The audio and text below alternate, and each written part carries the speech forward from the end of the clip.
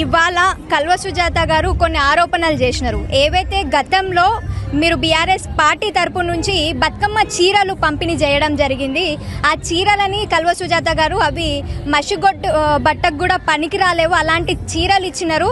మేము ఎన్నడూ లేని విధంగా 800 చీరలు మేము ఇవ్వబోతున్నాం, ఒక్కొక్కటి కాదు 2 చీరలు ఇస్తున్నాము అని చెప్పేసి కల్వ సుజాత ఇవాళ అనడం జరిగింది. దానికి మీరు ఏం సమాధానం చెప్పబోతున్నారు? ఇప్పుడు ఆమె పేరులోనే ఉన్నది కాల్వ అని, అంటే దానికి ముందుగా మేము ఒకటి యాడ్ చేసుకోవాలనుకుంటున్నాం. మురికి కాల్వ సుజాత ఆమె ఏంటంటే మురికి నోటితోటి కంపు నోటితోటి అధికారంలోకి రాకముందు బాపు కేసీఆర్ గారి మీద, బీఆర్ఎస్ పార్టీ మీద, బీఆర్ఎస్ నాయకుల మీద అవాకులు చెవాకులు పేలింది. ఇప్పుడు అధికారంలోకి వచ్చిన తర్వాత అహంకారంతో విర్రవీగుతూ మాట్లాడింది.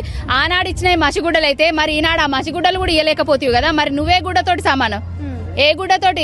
పిల్లలకు లెట్రిన్లు తూడ్చే గుడ్డతోటి సమానమా నువ్వు? నీ ప్రభుత్వము ఏం చేస్తున్నారు?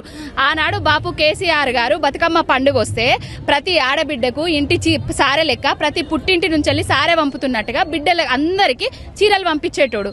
కానీ ఇప్పుడు వీళ్ళు అధికారంలోకి వచ్చి ఒక బతుకమ్మ పండుగకు చీర నెగ్గొట్టి మళ్ళీ ఇప్పుడు బతుకమ్మ వచ్చిన తర్వాత 800 చీర ఇస్తా, 600 చీర ఇస్తా, 2 చీరలు ఇస్తా, 1 చీర కాదు.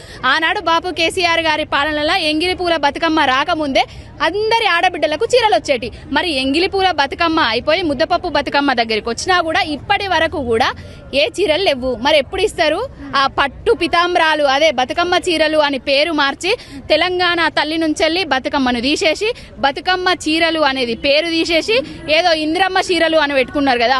మరి ఇంద్రమ్మ గట్టిన ఇస్తారా, చంద్రమ్మ గట్టిన ఇస్తారా, లేకపోతే సోనియమ్మ గట్టిన ఇస్తారా, లేకపోతే గీతారెడ్డి గట్టేటి ఇస్తారా, లేకపోతే కాల్వ సుజాత వేలకు వేలే కడుతున్నది కదా అవి ఇట్లా ఇస్తారా? మరి ఆడబిడ్డలకు ఎప్పుడు ఇస్తారో చెప్పాలి.